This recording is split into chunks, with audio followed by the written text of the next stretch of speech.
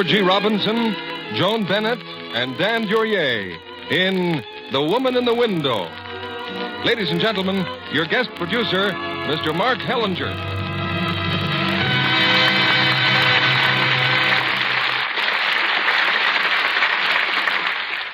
Greetings from Hollywood, ladies and gentlemen. Some years ago, I produced a picture called Brother Orchid, starring Edward G. Robinson in one of those gangster roles he made so famous. During the making of that film, Eddie expressed to me an ultimate desire to put down his revolver and interpret characters of more variety and scope. Well, he has such a role tonight. He's the quiet and scholarly professor in the unusual drama, The Woman in the Window, from International Studios, producers of Tomorrow is Forever. Not for very long, however, does he lead the calm, scholastic life, because we throw across his path a strange but fascinating woman, then add a homicidal maniac who precipitates a murder, and bring you a most exciting melodrama, one of Hollywood's greatest successes of 1945. Co-starred in our cast, from one of the theater's oldest, most respected families, is Joan Bennett. Also, Dan Duryea, who has hurried west from his native New York City to be with us in tonight's play. Now, from coast to coast, the curtain rises on The Woman in the Window, starring Edward G. Robinson as Professor Wanley, Joan Bennett as Alice Reed, and Dan Duryea as Height.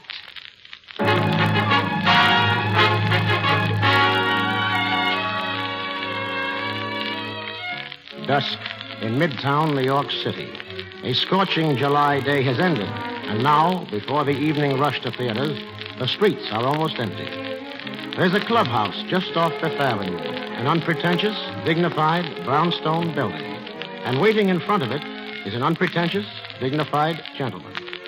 Next to the clubhouse is an art gallery. Slowly, the gentleman walks over and gazes into the window. Enchanted by the provocative face that smiles at him from a newly painted canvas, he is unaware that two men now stand behind him.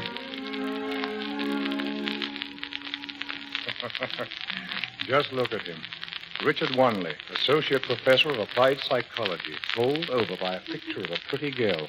I wonder how long we have to stand here before he notices us. Oh, Frank. And Michael. Well, how are you? Been waiting long? Oh, no. Say, who is she? The girl of the portrait. We haven't the faintest idea. But she's definitely our dream girl, of course. We noticed her last night. Well, it's an extraordinary painting. And the model probably is an extraordinary woman. Well, how about dinner? I'm starved. Good. Family get off all right, Richard? Yes, this afternoon, and I'm lonesome already. Now, to tell the truth, Richard, you're thrilled over the prospect. Well, who wouldn't be? A whole month of bachelorhood? No, I repeat, gentlemen, I miss my wife and I miss my children. Club and have dinner.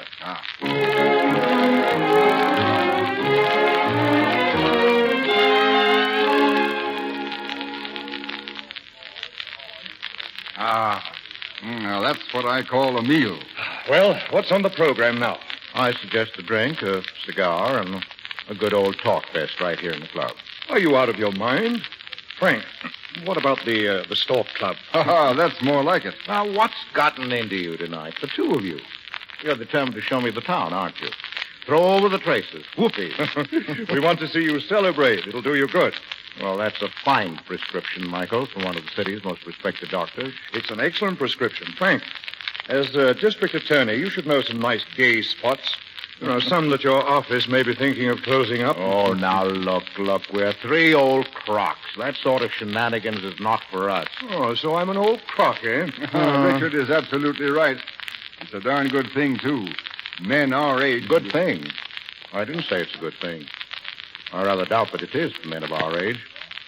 I'm stuffy and stodgy, and all the brightness of life, the spirit and adventure, well... It's all gone by now. Oh, come now. Michael was just kidding. Only as far as tonight's concerned.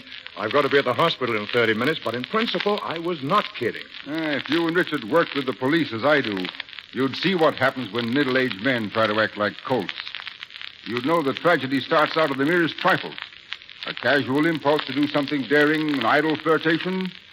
Youth can handle such things, but we...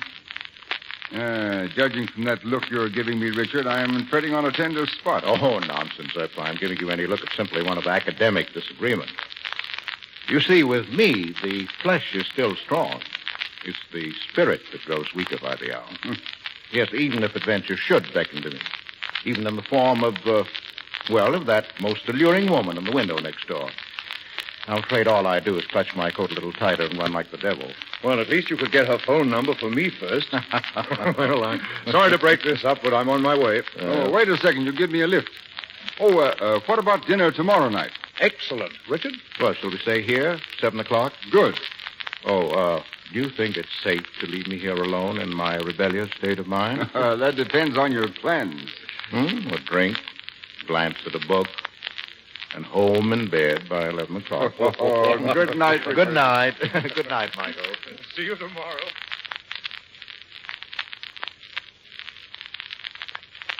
Charles. Yes, sir? Charles, I'd like scotch and soda. I'm going to read here for a while. Will you be sure to remind me when it's 10:30? Yes, sir. You know, these absent-minded professors, sometimes I lose all track of time. I'll remind you, sir. 10:30.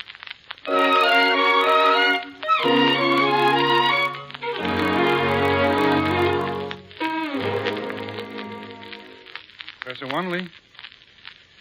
Professor Wanley? Charles. 10:30, sir. I didn't fall asleep. I'm afraid you did, sir. Well, I better be getting on home. Shall I get your car, sir? No. I parked just next door in front of that art gallery. Well, good night, Professor. Good night, Charles.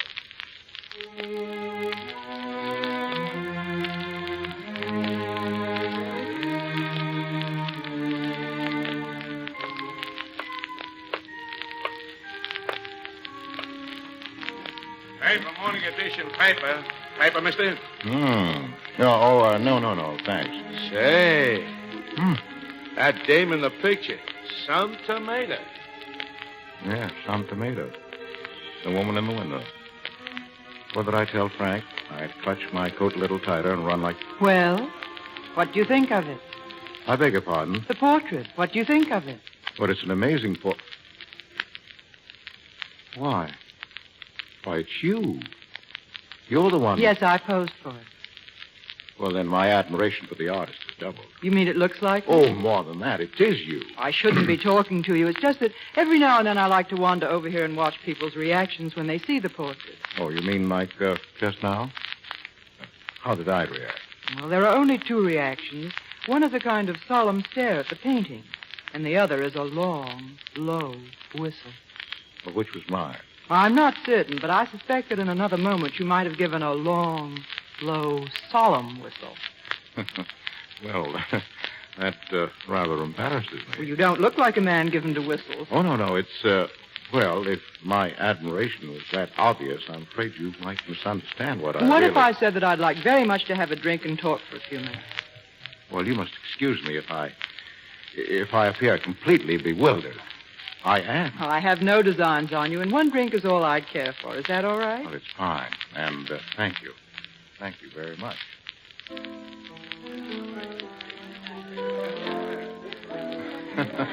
Well, what's so funny?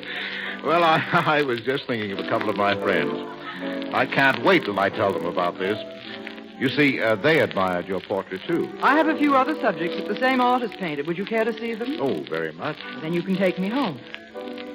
Well, it's a little late, isn't it? Besides, I recently was warned against the siren call of adventure at my age. Is this adventure? Oh, yes, it is. I should never have come here to have a drink with you. Never? No, but I think I'd like to see those other paintings very much.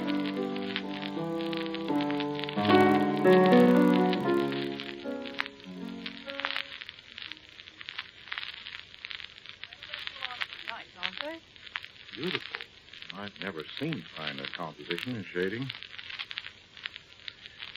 Well... I have a bottle of wine inside. Let's have a drink before you go. This is much too pleasant to break up. I should say no, but I haven't the slightest intention. I'll be right back. Talk too tight? Well, it's the wire around the top of the bottle. Do you have something I can cut the wire with? Well, how about these scissors? Oh, fine. That your dog? Why, yes, it's... Who? I don't know. It couldn't be. Oh, it's probably someone trying to locate somebody else in the building. That's what happens when you live on the ground floor. Ellis, I just got in town and I... Oh, Fred, I... Who are you? Well, there's really no reason to be upset. My name is, Fred, darling, listen, please. I warned you. I told you if I ever found you double-crossing me. You stop that, you fool. Stop hitting her. And you. I'll kill you. You, for heaven's sakes, man. You don't know what you're doing. Go on. Talk. Fred, you're choking him. You'll kill him. Fred, stop. Stop. I'll kill you, too, you no good little... Here are the scissors. Give me the scissors. Hurry. Get away from here, Alice. Stop. You. Please, hurry. Here. What are you... Oh, no, don't.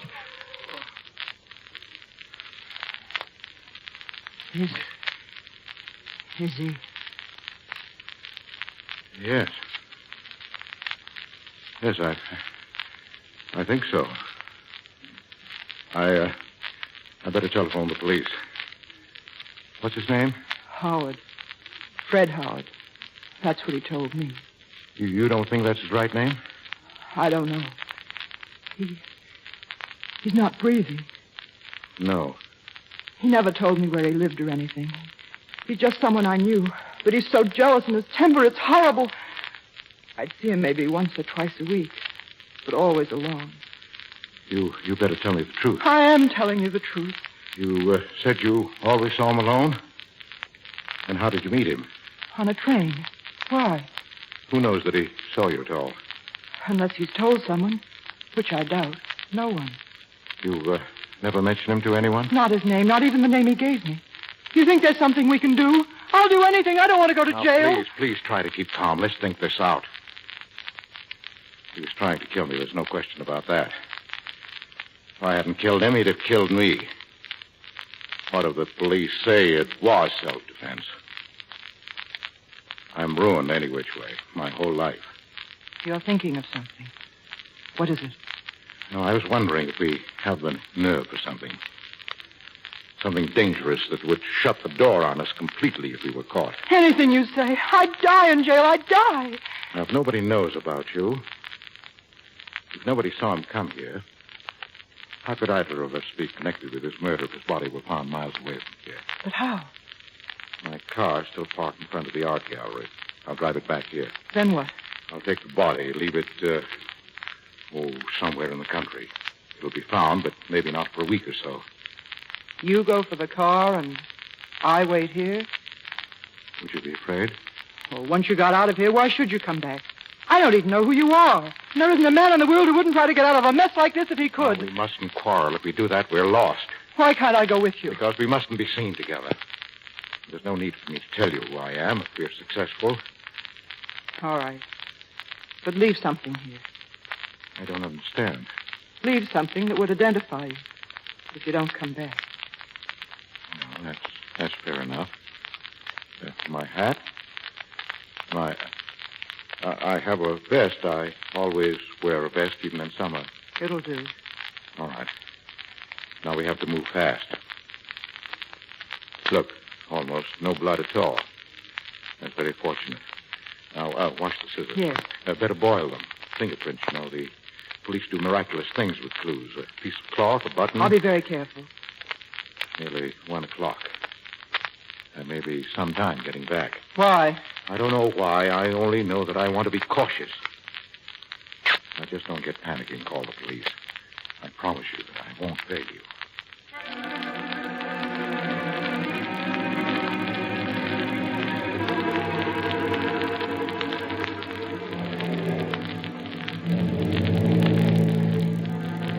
Quarter of 2. I've got to hurry.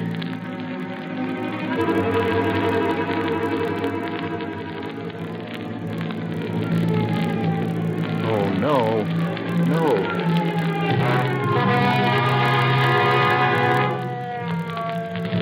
Pull over, mister. Yes, officer. What's the matter with you? Why, nothing. Let's see your license. Yes, sir. What are you sweating for? Am I? Oh. Nice and cool now. Oh, yes. Name's Wanley, huh? Got any other identification? Well, I have a pencil. My initials are engraved on it here in my vest pocket. Oh, I guess I left my vest home. How about a letter? Here, it's from the president of Gotham College. Let's see it. Professor, huh? Associate professor. I know it sounds foolish, but I assure you I wasn't aware I was speeding. Speeding? I didn't tag you for speeding. You, No. Your lights. Don't you ever turn them on at night? Oh, I'm sorry. Okay. Get going, Professor, but watch those lights from now on. Yes, I will, officer. Thank you.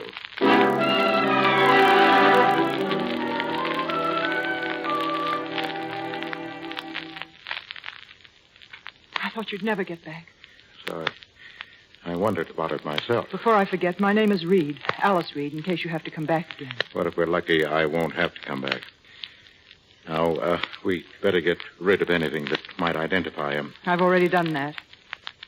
You searched him? Had to be done, didn't it? Here's his wallet and his watch. A watch. What are those initials? CM. CM. Well, that doesn't sound like Fred Howard, does it? Put the watch with the other things. Tomorrow get on a ferry boat and drop it all overboard and be sure that no one sees you. Now, what about this rug? Well, there's only that one small spot. Well, wash it very thoroughly. A laboratory can find signs of blood that the naked eye could never see. I'll take care of it. Now, do exactly what I tell you, please. Otherwise, we might as well give ourselves up. We've got to think of everything in advance. Now, remember that. I will. Now, when I leave here, I want you to go over the whole place. Wash these glasses and put them back on the shelf. And get rid of that champagne bottle. There mustn't be one sign that you had any visitors tonight, him or me or anyone else. Well, looks as if I'm ready. I'll get a blanket. Good. I'll bring it right back. Right. He's quite heavy. Put out that light. Open the door. Take a look in the lobby. Door clear. Wait for me here.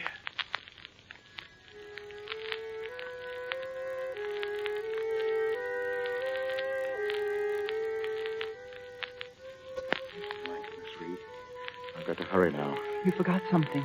Here. Oh, my vest, thank you. I won't see you again, I suppose. Well, for both our sakes, I hope this ends the whole thing completely and forever. All right, then. Goodbye. Goodbye.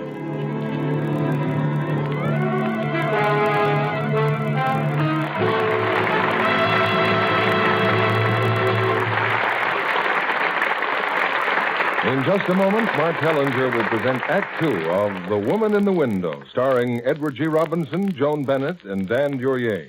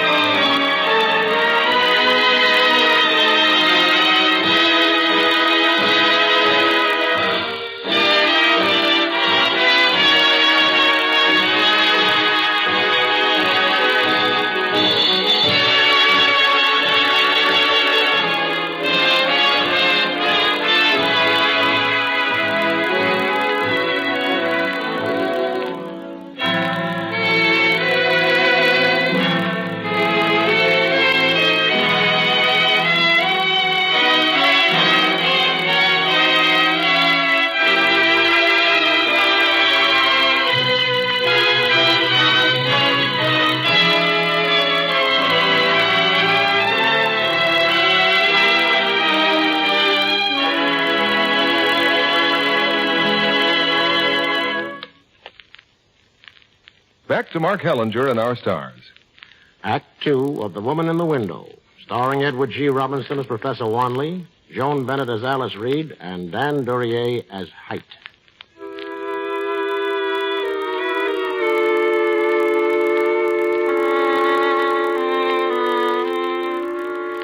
In a remote section of Westchester County, the body of a man sprawls grotesquely in a clump of underbrush, just beyond a barbed wire fence. The ground is wet, for it rained hard last night, but still visible on the barbed wire is a drop of blood.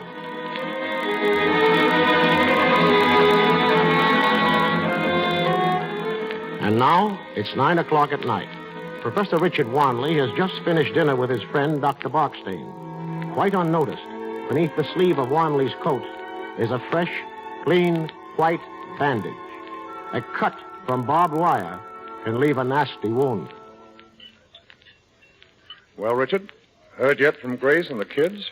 Yes, I had a wire this morning. Arrived safe. Uneventful trip, all fine. No doubt you proceeded to spoil them with an immediate answer. But I wrote Grace this afternoon. I told her I'm lonelier than I ever have been. You look positively wistful. Well, doggone it, I do miss her. I wonder what's keeping Frank. He didn't say? Only that he was phoning from the police commissioner's office. He sounded excited. Well, here he is now. Frank? Oh, hello, Michael. Richard. Hello. Sorry I missed dinner. Well, count for yourself. Claude Mazard has disappeared. What do you mean, disappeared? Mazard left Washington yesterday afternoon. He arrived at Penn Station last night and vanished completely. Mazard, the financier? Yes, the police are waiting for him until midnight. If he doesn't show up, we're giving it to the newspapers. Then watch the fireworks. The stock market? And how? What did he look like? I mean, what sort of fellow was he? A perfect nuisance. I knew him. He used to be a patient of mine. Oh? I didn't know that. Nerves, blood pressure, the most ungovernable temper I've ever seen. Well, just because a man doesn't show up for a day, why assume he's been murdered? I didn't say he was murdered. Well, what Yes, Charles. Telephone for you, sir. Oh, thanks. Be right back. Excuse me.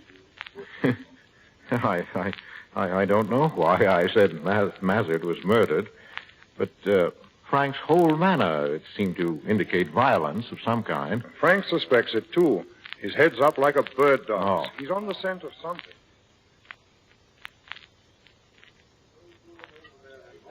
I beg your pardon, gentlemen.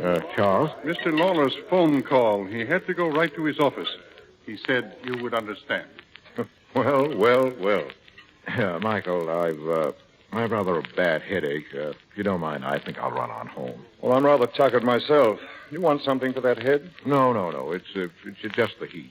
Some nerve of Frank leaving us high and dry about Mazard. Well, maybe he'll know more about it tomorrow. I'll give him a call in the morning. Yes, well, he'll probably be busy. Nonsense. I'll see that we meet Frank tomorrow and get the whole sordid story. Can I call you at home? Home? Oh, yes. I'll be home all day.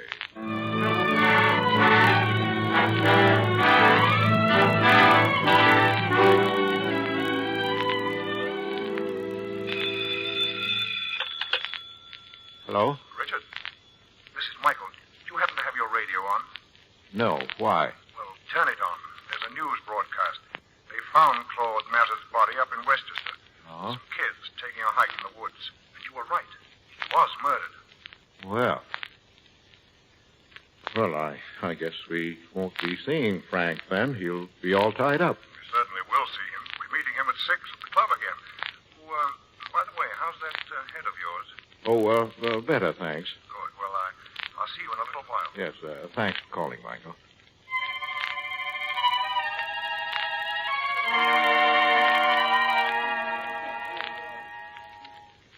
Well, Frank, we're waiting to hear all about it. Well, by now you've read the papers, but here's something.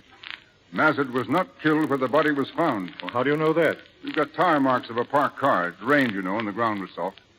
We also have a man's footprints. Deep prints when he was going into the woods carrying the body. Lighter coming back. Yes, the shoe prints should be very helpful.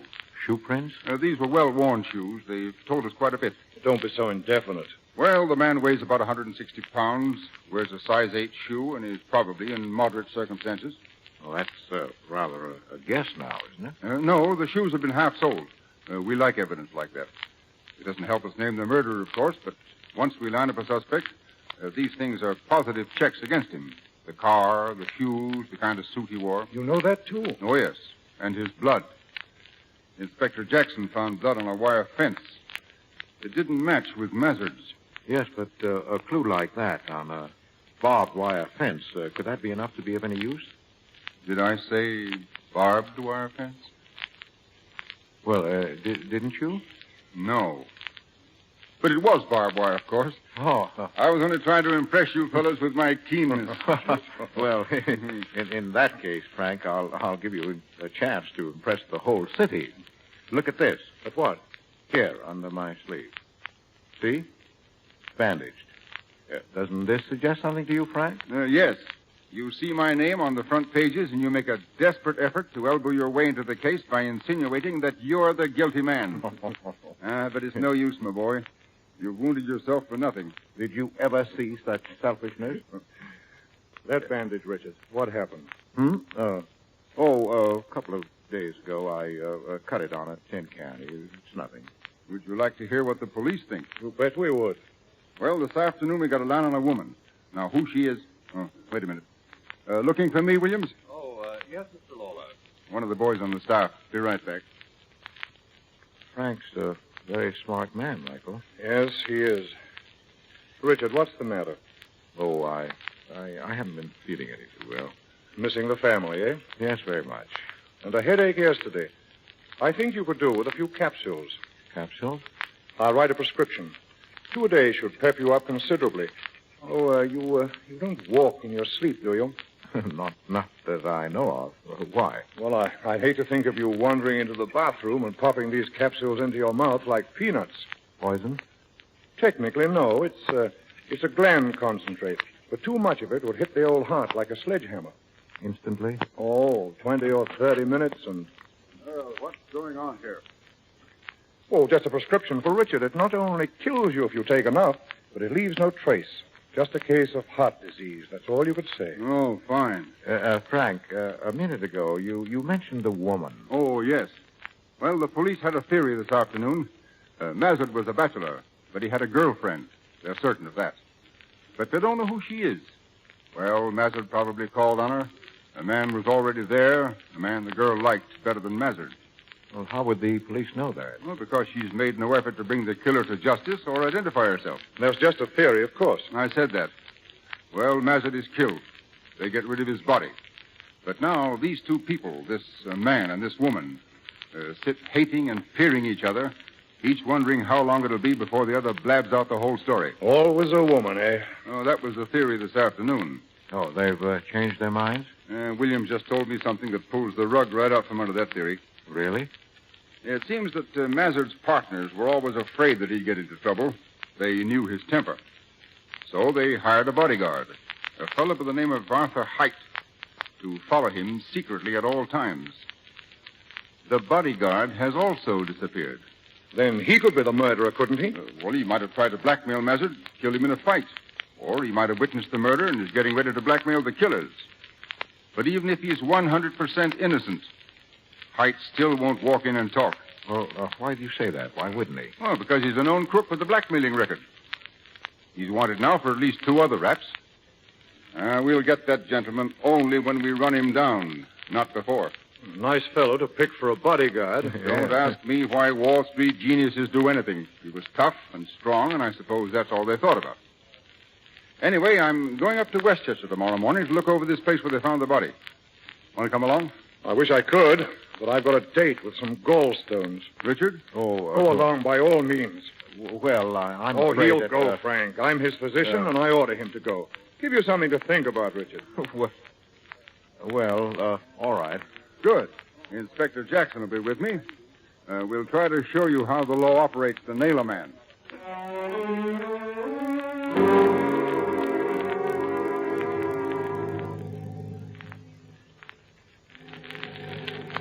How much further, Inspector? Just a half mile or so. Well, I must say this is quite an adventure for me. Richard, that hand of yours seems to be bothering you. Let me see. Oh, throbs a little, nothing serious. What's the matter with your hand, Professor Wendley? Well, I was opening a can the other night, and the can opener slipped. Oh. But all around the bandage, that rash there. Oh. Why, that's poison ivy, isn't it? Oh, as a matter of fact, it is. The day after I cut it, I played golf. Looked for a lost ball and got into some poison ivy. Nasty stuff. Oh, Mr. Lawler. Yes? We picked up that woman this morning. Good. What's she got to say? We'll know in a few minutes. They've got her at the scene now. Woman? That theory you were telling me about, Frank. Yes. Before we talk to her, Inspector, I'd like to do some looking around. Okay. Well, here we are. That's the place down there where you see those houses.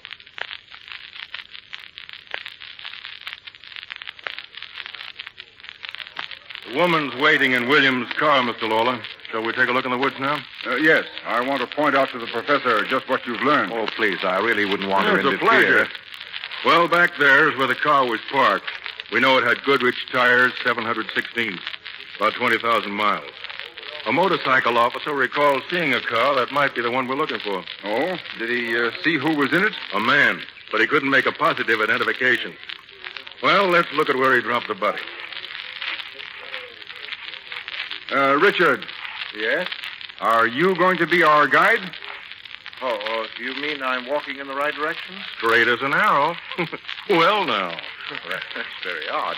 I wasn't even thinking of where I was going. Oh, don't get nervous, Richard. We rarely arrest people just for knowing where the body was. Now, our killer didn't know about this fence. He couldn't go any farther, so he just dumped the body over here. You see? Yes. He tore his coat, probably the sleeve, when he lifted the body over.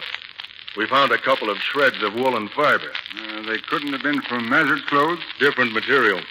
And we got that sample of blood from this barb here. Mazur was a heavy man.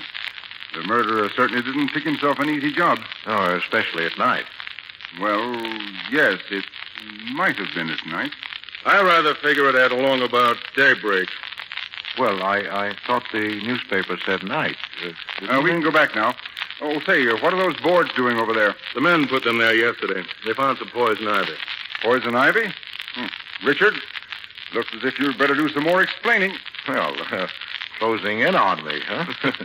If you'd only confess, Professor, we could wrap this whole case up before lunch. Oh, no, not me. You're going to have to work for this one, Inspector. Just wait till he sees the woman. He'll break down completely. Well, if you don't mind, I'll skip that part. Oh? I've been having headaches for the last few days. If it's all right, I'll just rest a while in your car. Oh, sorry, Richard. Sure. I'll wait in a few minutes.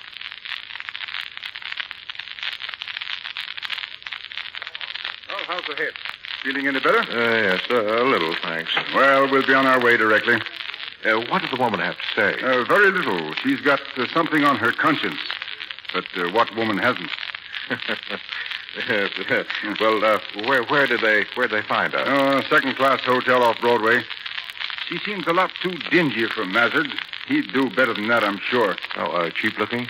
Bottom of the barrel. We're about ready to drop the woman angle anyway. It's the bodyguard who's hot now. Very hot. The bodyguard? Yes, I see.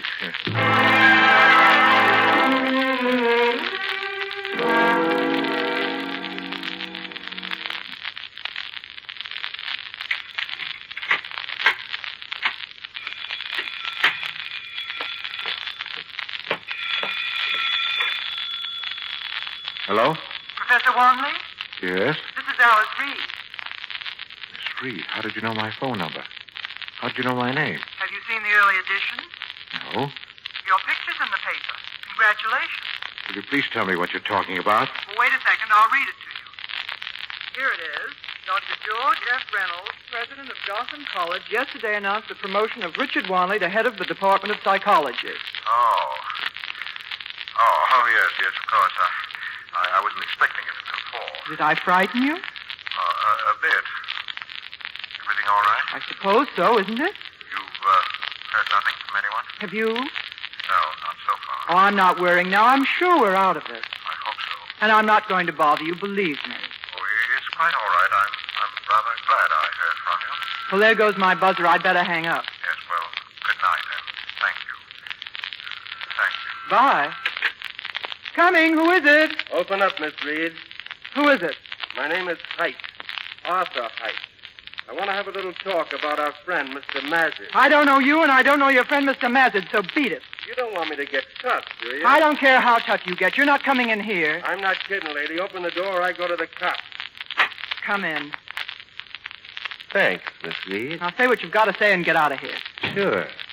In case you didn't hear, there's a reward of $10,000 for information leading to the arrest of the murderer of Claude Mazid. You didn't come here to tell me that. Look, sister, if you're going to say you never heard of Mazid, save your breath. I've tailed him here a dozen times. He's been here, but not under that name. I never knew who he was until I saw the papers, so you're the one who's wasting your breath. I don't think I am. Honestly. I know nothing whatever about the death of Mr. Mazid. Nothing? Okay. Then you won't mind a bit if I just take a look around in here. Sit down and relax, honey. This may take me quite a little while.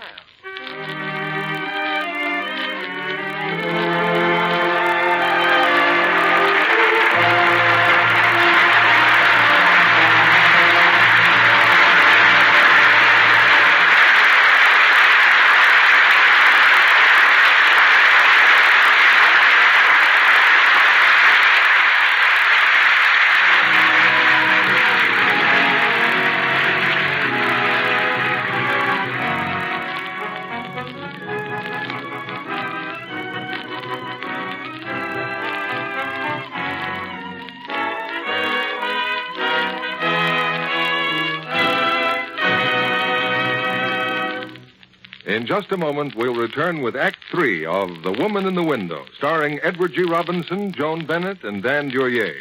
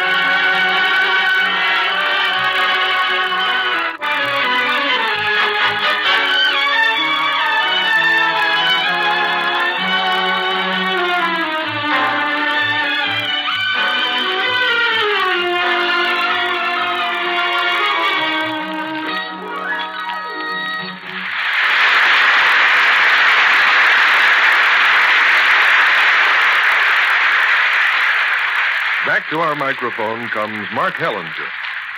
Act 3 of The Woman in the Window, starring Edward G. Robinson as Professor Wanley, Joan Bennett as Alice Reed, and Dan Duryea as Height.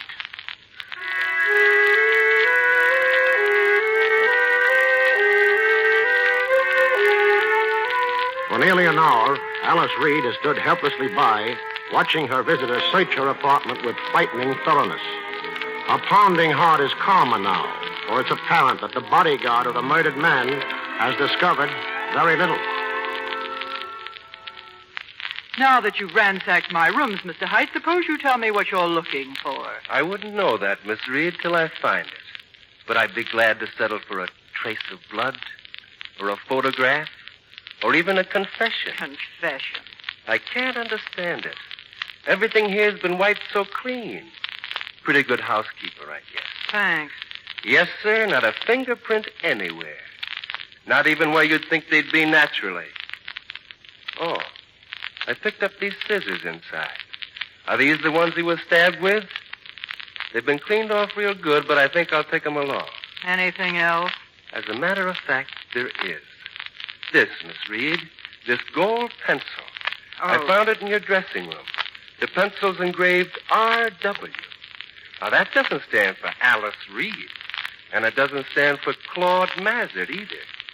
Whose is it, baby? What's his first name? R for Robert? Or Ralph, maybe? Oh, I'm getting warm, all right. There's no question about that in my mind. All right, what do you want? Well, the way I figure it, you just don't want the police nosing around here. Is that right? Who does? Well, that's what I mean. Well, there's a $10,000 reward out for just the sort of information I got. But the way I see it, if I got $5,000 from you, I'd be perfectly satisfied. Are you crazy? I haven't got $5,000. Go on, go to the police and tell them whatever you like. You don't want me to do anything like that, Miss Reed. Mr. Mazard was a rich man. You can't tell me you didn't get something out of him. Don't forget, you'll be a lot better off dealing with me than the homicide squad. I have a pin and bracelet. They must be worth at least $1,000. Take them and get out of here. No, ma'am. Nothing like that. Nothing but cash. $5,000. Cash. You know you're just bluffing. If you can get a $10,000 reward, why should you be satisfied with my $5,000? Suppose I tell you to whistle for it. Do you want to take a chance on that? You see, honey, you killed Mazard, you and some guy. If you were in the clear, you'd have called the cops the minute I stuck my nose in here. That's why you got to look at it my way, don't you see? I'll have to think it over. Yes. You think it over and see if I'm not right. And I'll be back here tomorrow night. Now, don't worry. Just get the cash, and that'll be the end of the whole business.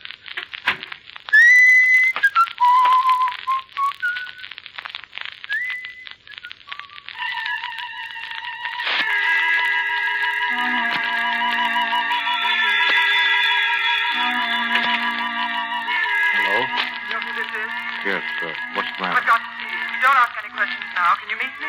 Well, yes, where? I'll be walking near the monument, Riverside Drive. 20 minutes? All right, 20 minutes.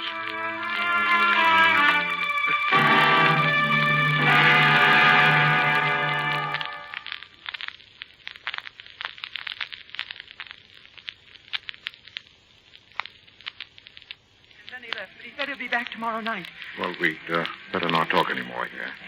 You may be noticed. What do we do, walk? Yes. You're sure you've told me everything? Oh, there's something else. The night it happened, you forgot to take something out of your vest. A gold pencil. Oh, that's where it's been. I kept it because I wasn't sure of you. I wanted something just in case. I found the pencil? Yes. You're angry with me? Well, it's done now. It doesn't matter. I don't expect you to pay all the money. I have a little, and I can raise some more on some jewelry. Well, you're very fair, Alice. Very generous. It'll be worth it to get rid of him. But it won't get rid of him. If you pay him once, it'll go on as long as we live. But if we don't, he'll set the police on us. No, that's blackmail. You pay or the blow falls. So what can we do? Well, let's not talk anymore now. Meet me here tomorrow morning at 10 o'clock. You think you can figure out something? Alice, there are only 3 ways to deal with a blackmailer. You can pay him off and pay him and pay him until you're bled white. Or you can call the police and take the consequences. Or you can kill him. Just 3 ways. Are you going home now? Yes, but on my way, I'm stopping at a drugstore. There's a prescription I want to get filled.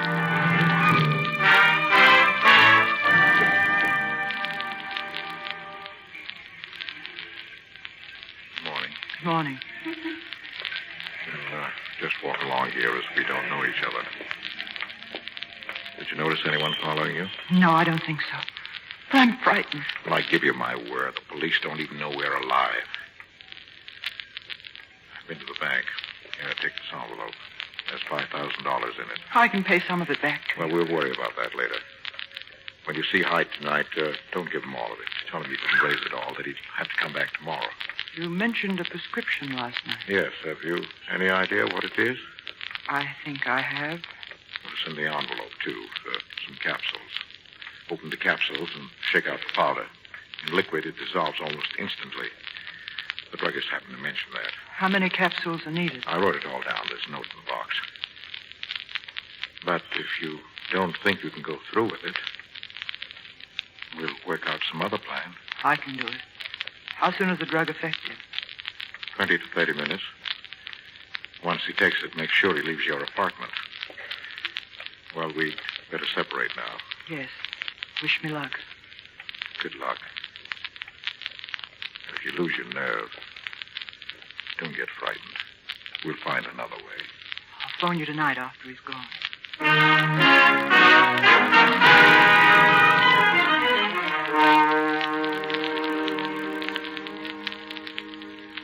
Come in, Mr. Height. Thanks.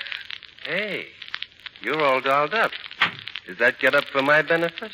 I'm glad if you like it, of course. That Mazard knew how to pick 'em all right. Okay, where's the dough? Well, $5,000 is a lot of money. Yeah. Now, I haven't been able to raise it all yet, but I will tomorrow. How much have you got? 2,900. That's about what I guessed. What do you mean? 2,900. That's the kind of a figure I'd say if I had some other idea in mind. Not too little, not too much. Don't you believe me? Who told you to hand me this line? Nobody. Nobody, huh? Is it all right? Here, it's in this envelope. Yeah. You know, you're pretty cute. Is it all right? I'll take it. What else can I do? Well, now, if you don't mind, I think I need a drink. Would you like one? What have you got? I'm going to have a scotch and soda. Make it two. Sit down. I'll be back in a minute. Well, that didn't take long, did it? Here's your drink. Thanks. You know, I've been sitting here thinking. Oh? Where's the boyfriend all this time? There isn't any boyfriend. You don't believe a thing I say, do you? I'm just naturally what they call a cynic, honey. What kind of a heel is he shoving a nice kid like you out in front? Oh, what's the use of my trying to tell you anything? So everything's kosher? Yes. Then why are you giving me this dough? Just because you like me? I'm giving it to you because I don't want to get involved in any way. You can't tell what they try to hang on me. Oh, honey. Well, you're not drinking. Wait a minute. How would you like to get out of this whole thing? Get out of it? Yes, completely. How? I'll be leaving town soon, Mexico. You can come along. Think about it for a minute. I'm not such a bad guy. I didn't say you were. Take a look in the mirror, beautiful. And if you're still thinking of that boyfriend you haven't got, don't be a sucker. In a jam like this, you gotta look out for yourself. Yes, I suppose so. When would we leave? Tomorrow? Tomorrow. Well, I'll have to do some phoning. I can't have people running to the police getting excited about me disappearing. Yeah, you'll have to watch that. Is it a deal, then? I guess so. I guess it is. Look at me, baby. Yes, sir. Mazard sure could pick 'em. Well, you leave it to me, and we'll do all right. I don't seem to have any choice. But don't you want your drink? Here's some more ice. Well, here's to us.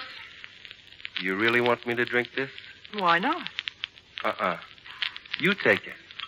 But I have a drink. I know. I'll take yours, and you take mine. What's the matter? Nothing. All right, then. Drink it. Drink it, I said. What do you take me for, some punk kid? I don't know what you're talking about. No, then why wouldn't you drink it? All right. You gave me $2,900. Now let's have the rest of it. There isn't any more. Will you stop acting like I'm a school kid? Get the rest of that dough. Wait a minute. Stay right where you are. Right under my nose all the time. I thought that book looked kind of fat. Hiding the dough in a book on a bookshelf. And a watch. A gold watch behind the book. You amateurs. How could you lie to Pappy like that? All right. I did lie, but it's all there. You've got your money. Now get out. A watch with Mazard's initials on it. C.M. I'm taking this, too, honey.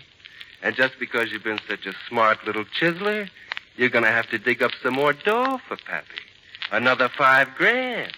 How do you like that? By tomorrow night. It's no use. I can't do it. You try, anyway. And I'll be around tomorrow night again just to see what luck you had.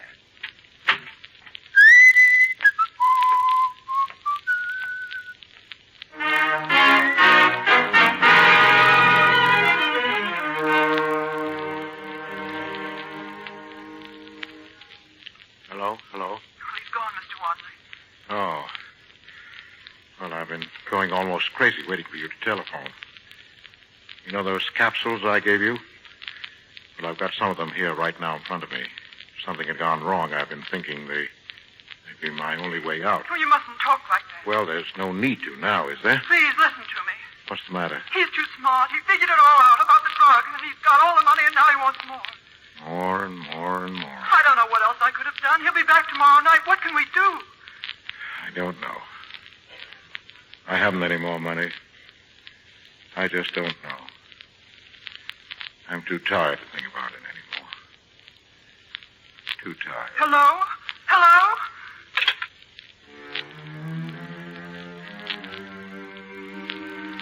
My wife, my children. There's no other way, no other way. I'd hate to think of you popping these into your mouth like peanuts. Hits the old heart like a sledgehammer. No other way. Just a case of heart disease, that's all you can say. 30 minutes. 30 minutes.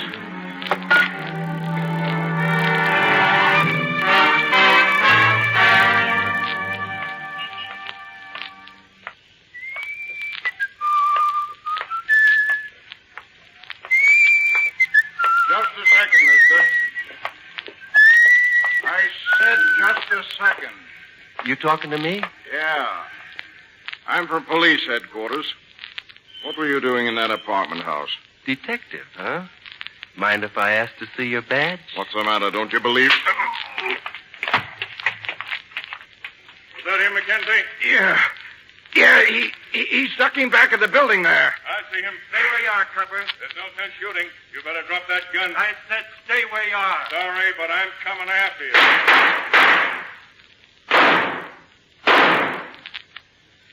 I got him, Mackenzie. Come here, we'll take a look. I got a flashlight here. We can... Dead? Yeah. What do you want to start shooting for? Just didn't want to burn, I guess. He killed Mazard. You're sure of that, Inspector? Look. Look what's in his pocket. That watch? See the initials on it? C.M. Would you look at that bankroll? Yeah. Mazard always carried a roll. Funny, I was beginning to get an entirely different angle on this case. Well, this washes it up, I guess. Well, here comes the neighborhood. Stay here. Keep him back, and I'll go telephone. Yes, sir.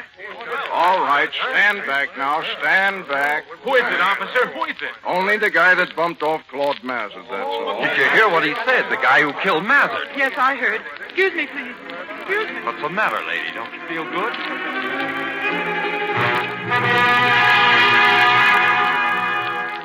Operator. Number, please. Operator, I've been trying to dial Morningside 85354, and there's no answer. But I know there's someone there. I know it. Morningside 85354. Yes, will you check it, please, and see if the line's out of order? Oh, please, it's very important. 1 moment, please. I'll call a number.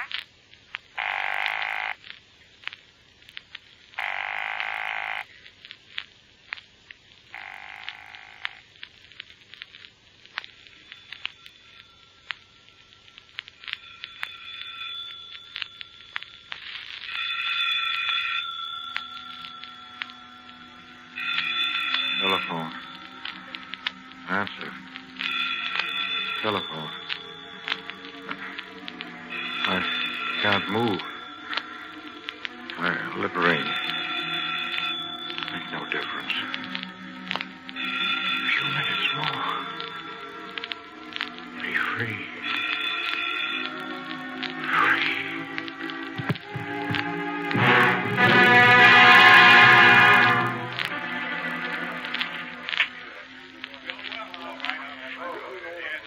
Professor Wanley.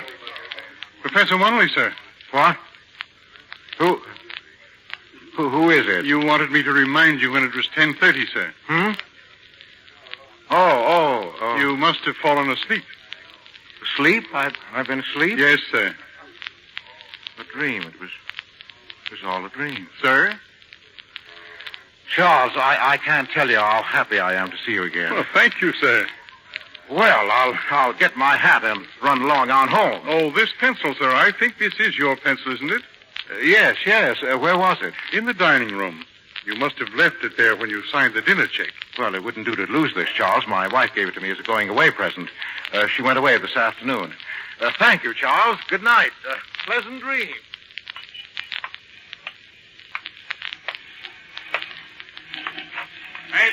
Admission paper? Paper, mister? No, thanks. Say. That dame in the picture. Some tomato.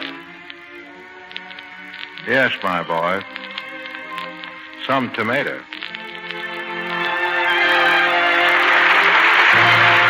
This is the Armed Forces Radio Service.